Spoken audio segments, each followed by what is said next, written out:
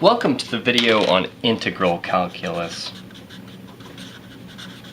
You may find this hard to believe, and you certainly will if you've seen my video on differential calculus, but integral calculus is perhaps even cooler than differential calculus. So we'll start with the idea of an integral, and we've hinted at that. An integral is the area underneath a curve, but we're going to do this from a physics perspective. So I'll present to you a typical graph that you may see in a physics problem where you've got time and you've got something that's changing. In principle, it could be changing as a function of time. So here's velocity. So I want you to consider something that has a velocity. Let's say that it's a badger, and this badger has a velocity given right here. It's going 10 meters per second, and it maintains that velocity for 4 seconds. 10 meters per second for 4 seconds. And I promise you that you can very easily find how far that badger has gone during that time. You can develop a physics equation for it, or you can look at the area under that curve. Let's look at that. If we know the area is, what is it for a rectangle? Base times height. The base, well, the base is 4 seconds, and the height is 10 meters per second. If we multiply 4 seconds by 10 meters per second, we get 40. And what are the units? We've got seconds times meters divided by seconds, so we're going to be left with 40 meters. Okay, so that's how far the badger has gone. I'm not sure if you believe me, though. This is a distance, and I'm telling you that that's how far the badger has gone. But maybe we could also look on the physics side of things, and we could say if, well, let's see, I know that delta x is initial velocity times time plus 1/2 acceleration times time squared. And because the velocity is constant, 10 meters per second, there's no acceleration. A equals 0 here. So we can say that delta x is the initial velocity times the time in this case, which is, well, the initial velocity was 10 meters per second, and we're going to multiply that by the time, which was 4 seconds. And you know that multiplication is commutative, so this is exactly the same problem. We find it to be 40 meters. Okay, interesting. Just a hint so far. But let's do a slightly more complicated problem with integral calculus for physics. We'll say that we've got another graph of velocity as a function of time, and here the velocity starts at 0 and it increases to some final velocity, and this is happening over 3 seconds. And we're going to say that the velocity of a turnip is, let's see, the velocity final is going to be 4 meters per second. I'm going to write it down here.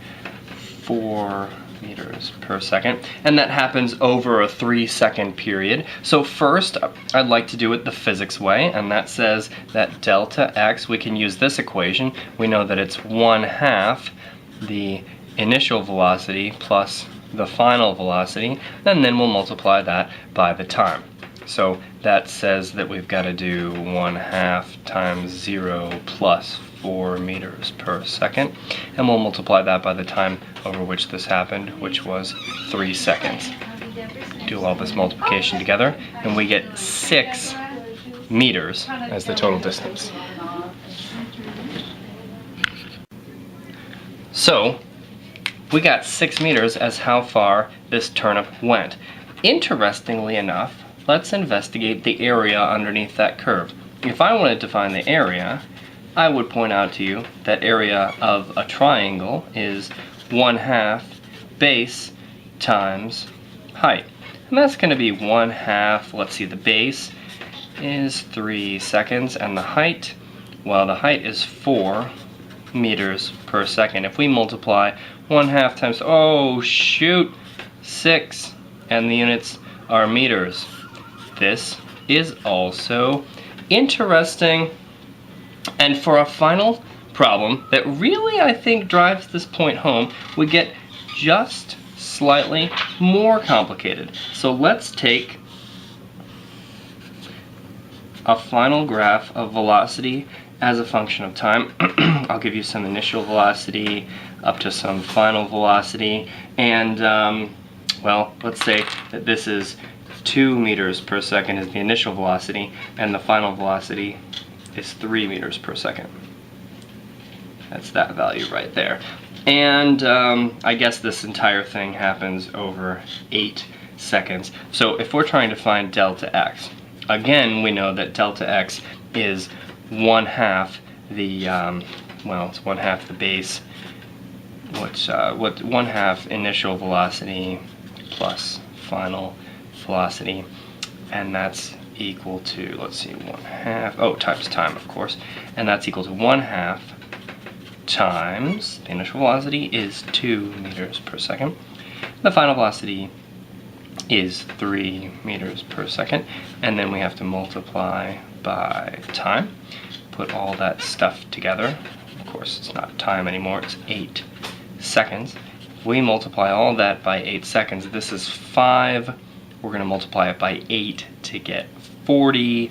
We're going to divide it by 2 to get 20, and the units will be meters because it's the distance traveled, of course. But let's look at the area here. You see a quick way to do the area? I'll let you think about that for a moment. Yep, me too. Let's take out the brown. Let's take the area here. We'll call that area 1, and this guy will be area 2. So area 1, area equals area 1 plus area 2, and area 1 will be 1/2 the base. Now on both of these, the base is going to be 8 seconds. So I'm going to do 1/2 the base times the height. In area 1, the height is just 1 meter per second. And then we have to add to that the area in 2, which is base times height, which will be 8 seconds times 2 meters per second.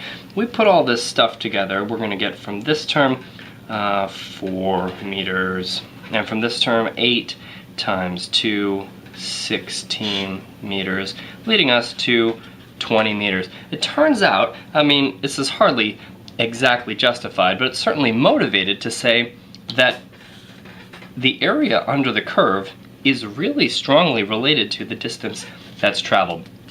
So we can write ourselves some maxims here, and that is area under a velocity versus time graph is displacement. Actually is the same thing as the displacement. Curiously enough, area under an acceleration versus time graph. You want to guess that? You want to guess what that is? Go ahead. It is something. Now I'll remind you that if we write x as a function of t and we differentiate that, we get velocity as a function of t. If we differentiate, we go that way. Do you remember, if we differentiate it again, what function is the result as a function of time? It's acceleration. So that kind of, it's rather interesting to see that if we go this direction, then this is called integrating.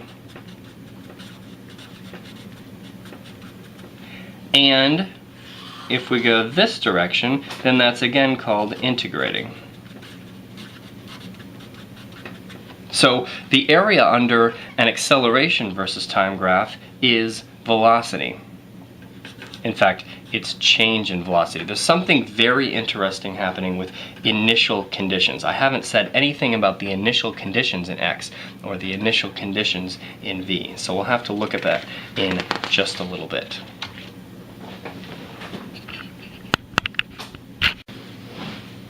So.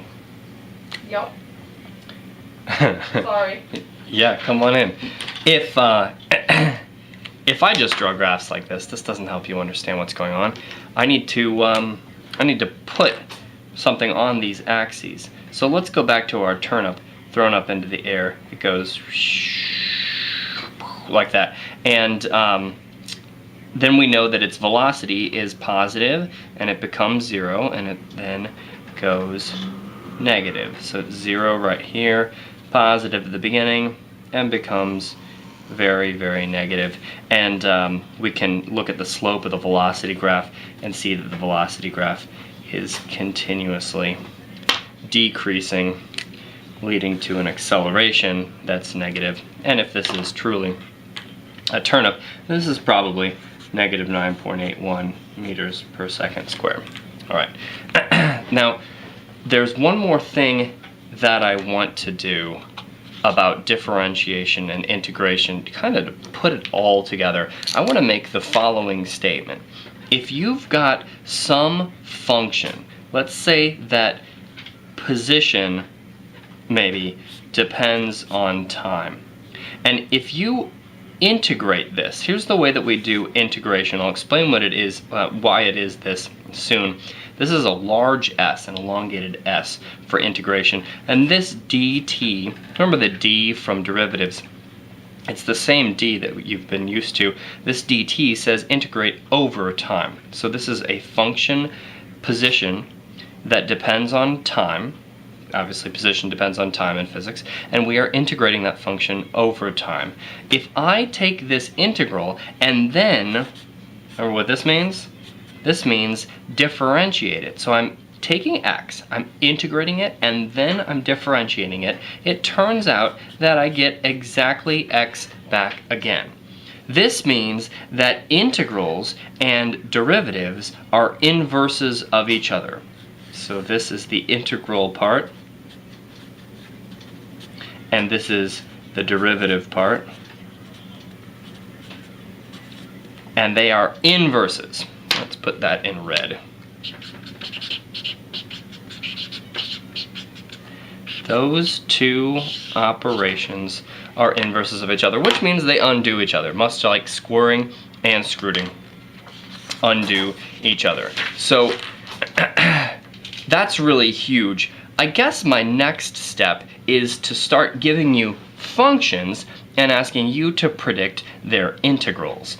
Because an integral is an antiderivative, we differentiate it. Usually I've been using the pattern where we take a function and we take its derivative and we take its derivative moving down like this. I'm going to ask you to take a function and find what would give a slope of the given function. So that means take the integral in order to go up like this. So let me give you an example. I'll say here's a function, and this function is constant, and let's say that it's 3. And we'll use the language of physics. This is position as, not position, I'm so sorry. This is velocity as a function of time. And if the velocity is 3 for this entire time, then I could ask you to predict how the position is changing. There are a lot of ways to do this, but one way to do it is to say, well, if we know the velocity is 3, then I know I need to draw a line here whose slope is 3 all the time. So I'm going to try doing that with purple. This is kind of crazy. And I'm going to put a line here that shows a slope of 3.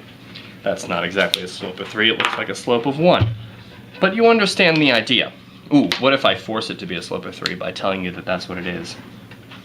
Slope equals 3. There, now it looks like a slope of 3. Okay, so if this position versus time graph has a slope of 3 the whole time, then the velocity graph would be here. I'm trying to take the integral. Or integrate. I'm trying to integrate this function to get that function. Now, the way we looked at that was we said we were taking the area underneath this curve. There's the curve, and notice that as I go further and further to the right, I'm getting more and more area. That makes sense because as I'm graphing the integral, it's getting larger and larger and larger, because as I'm going to the right, I'm getting more and more area, and so the integral has to increase, increase, increase, increase, increase, increase. Now, what you don't know is you don't have any idea where this line starts. It could also have started from here. And as long as it increases, as I go to the right, I'm adding more and more and more contribution to the integral. As long as it increases at exactly the same rate, it is another possible integral of my function, as long as I write slope equals 3 again. So let's try to make this idea more concrete. I want to make a function for you. I'm going to say here's a function of x. I'm going back into the math language. I hope that doesn't bother you that I switch back and forth. You can ask me to explain it in the comments and I'll go through it again. And then I'm going to ask you to consider the integral of that function. Here's the function. This is the integral sign. And then I'm going to tell you to integrate over x. So I'm integrating this function as x goes on. Much like here I was integrating velocity as time went on, I'll be integrating this function as x goes on to the right. So here's the function 0. And the question is, what do I get if I integrate 0 forever over to the right? As a function of x, I'm adding more and more zeros to it. Well, maybe your first instinct is that you don't get anything adding a whole bunch of zeros. And that's reasonable unless you have infinite zeros, and then that's 12. But if you have just a certain number of zeros, as you're going to the right, adding more and more and more zeros, you're not going to get anything until you get all the way to infinity. But that takes a long time. So if you're not quite to infinity, it gets 0 for you. However, that's not to say that you've had 0 the whole time. What if you started at 7 and you added a whole bunch of zeros? You'd still have 7, right? So really, there's a fundamental uncertainty here, and you could call it initial conditions, or you could call it adding a constant. In math, they'll call it adding a constant because they don't know anything about anything. But in physics, we can call it initial conditions.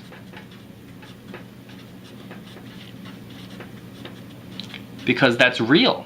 That is what was happening before we started watching the experiment, or before we clicked our timer, etc. So the next thing that might be fun to integrate would be the function 1. What if I had a function that was 1 the whole time? So every time I go over in x by 1, I want to add 1 to my function. I'll see if I can give you an example of this over here. Let's see, how am I going to do this? Make it clear what we're talking about. I want to take the function 1, where this is y as a function of x, and it's 1 the whole time, and I want you to find the integral of this function.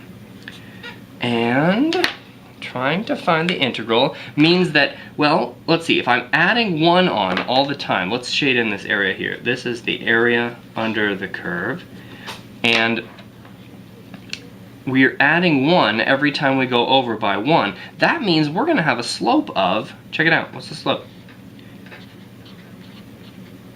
Slope must be 1.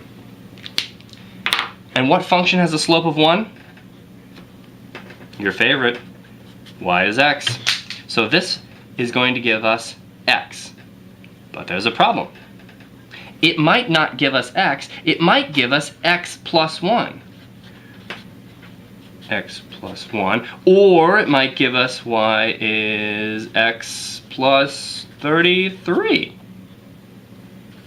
Or it might give us y is x minus 12. Right? All of these have the same slope because they're all parallel. They simply have a different y-intercept. And so we need to add a constant again.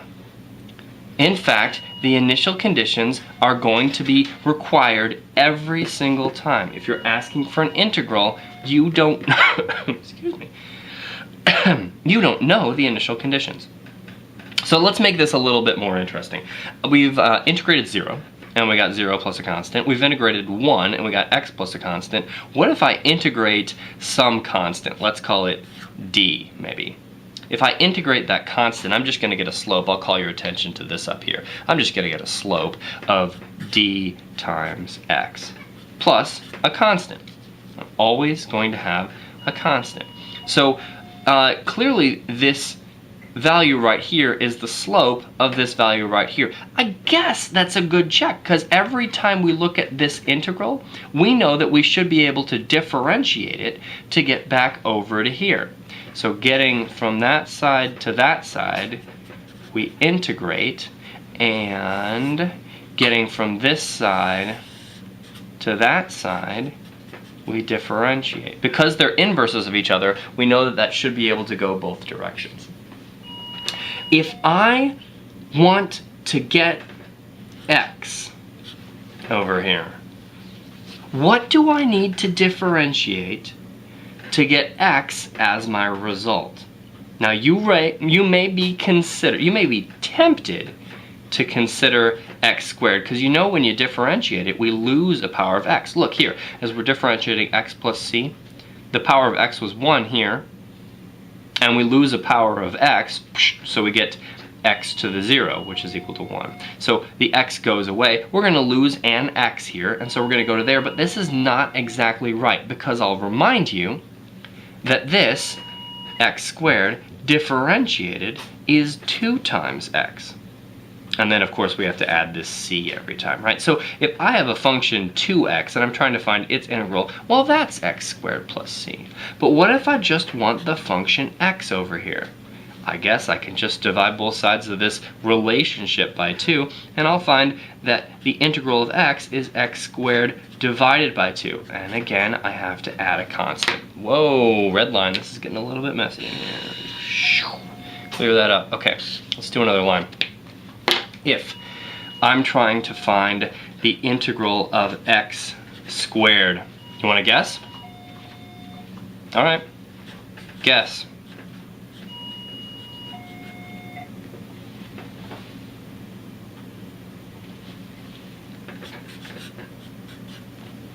Okay, we're back on. This should be x to the third, but remember, when I say x to the third, if I differentiate that, I'm going to get 3x squared. So I need to divide that by 3 and then add my constant. Let's continue the same procedure on the next sheet. We will go to considering, I'll just write my headers back here again, f of x and the integral of f of x over x. And we continue. What if I'm trying to get x to the third? You start to see a pattern here. If I want to get x to the third, I'm going to need to put in x to the fourth, but I can't get x to the fourth. I'll get 4x to the fourth. So I don't want to do that. I need to divide by 4. Interesting. X to the third divided by x to, okay, all right. Now then we add c onto it, because every time we have to add this constant, because we don't know the initial conditions. So let's write a general form here. If I'm looking for the integral of x to the n, why, that's going to be x to the n plus 1 divided by, what do I want here? N plus 1? Yep, n plus 1. And then I have to add that stupid constant, which represents the fact that we have no idea what was going on when we started. As physicists, we really do know that, which is kind of the whole point. So this gets very, very exciting very quickly.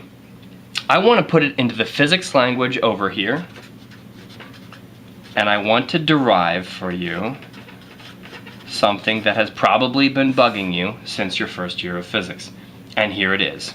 If I have a function of time, and I look at the integral of that function of time over time, I'm going to do just a few problems. Instead of calling these constants c, I'm going to call them, I don't know, a, v, and t. So the integral of 0, first of all, is a constant, which I'll just call a. It's not any of the variables that we're using here. I'm just going to label it a, just say what it is. You know, what the heck, I can call it what I want. I can call it b, right? Couldn't I call it b? Yeah, I guess I could. And if I take a then, and I integrate a, then I'd get, well, I'd get a times the variable, right, which is t, plus another constant. And that's just going to be, well, let's just call that constant v naught, just for the heck of it, right? Then if I take this function right here, a times t plus v naught, if I integrate this sucker, I'm going to get, ooh, check this out. This is going to be, well, the v naught term is just going to be v naught times t, and this other term is going to be a times t squared divided by 2, and those guys have to be added together. Then I have to add on a constant, and I'm just going to call that x naught. So if I I'm just going to write these just slightly in a different way. I'm going to write it as x naught plus v naught times t plus 1/2 a times t squared. Boom! This is the final position. We have simply derived the classic kinematic equation. That's a good place to stop. I want to mention one final thing about integration, and that's the idea of how we can actually get it done. So, if I have some function, and it's doing, I don't know, this or something, and I want to know, let's go back to the math language, y versus x. I want to know what the area is under here. Now, in math, the interest for looking at it this way is a very theoretical one. They want to understand how you can construct an integral. In physics, we could just say, in principle, we could know the area underneath that, and then we could use it for calculations. But it's a practical one for us, not a theoretical interest, but a practical interest. How do we get a computer to take a function and find the area underneath that curve? And so one way of doing it is by breaking each of this function, each chunk of this function, into a rectangle. And the idea is you break it into a rectangle of fixed width. All the rectangles are the same size, and the area of a rectangle is easily known. No problem, right? And so you just take the area of each of these rectangles and add them all up together to find the total area under the curve. These should be all the same size. So what we're going to do is we're going to call this delta x, and we can take the height of this function and multiply it by delta x at each of these points. But you see there's a problem. And the problem, because it's a problem, I'm going to draw it in red. The problem is these areas right here are not counted, right? And so then you say, oh shoot, we have a number for the integral that is too small. And it's too small by that amount right there. By the way, this method is called a Riemann sum.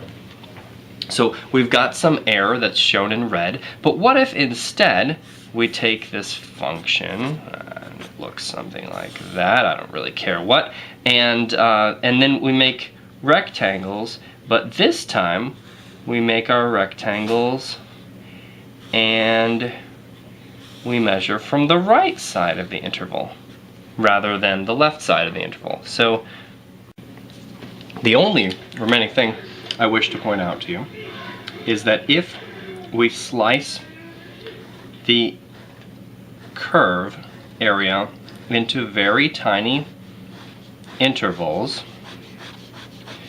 then we will more precisely map the function.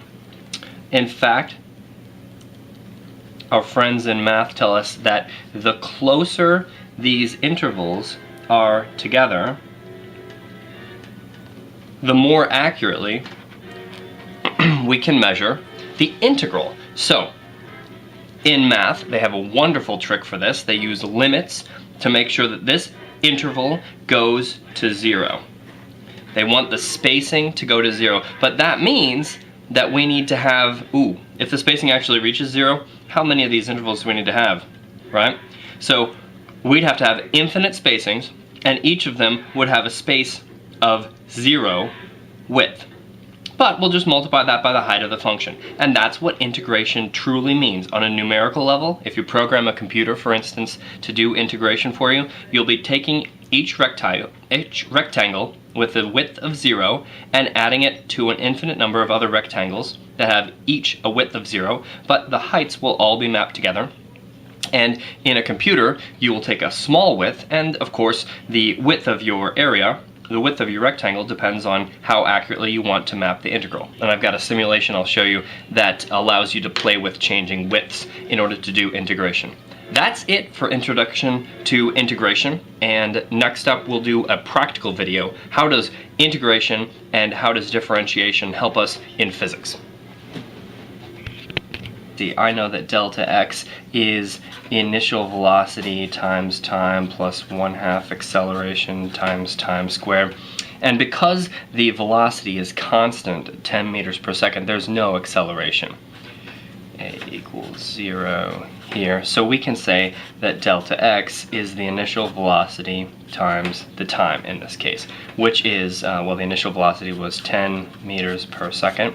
And we're going to multiply that by the time, which was 4 seconds. And you know that multiplication is commutative, so this is exactly the same problem. We find it to be 40 meters. Okay, interesting.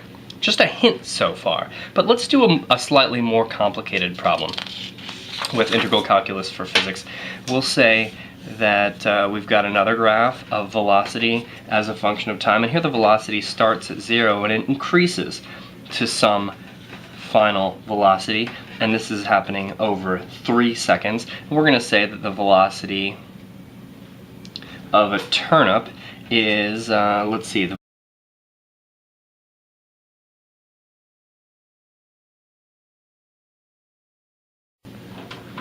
Welcome to the video on integral calculus.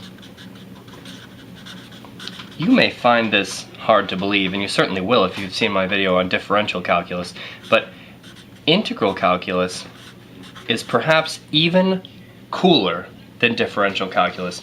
So we'll start with the idea of an integral, and we've hinted at that. An integral is the area underneath a curve, but we're going to do this from a physics perspective. So I'll present to you a typical graph that you may see in a physics problem where you've got time and you've got something that's changing. In principle, it could be changing as a function of time. So here's velocity. So I want you to consider something that has a velocity. Let's say that it's a badger, and this badger has a velocity given right here. It's going 10 meters per second, and it maintains that velocity for 4 seconds.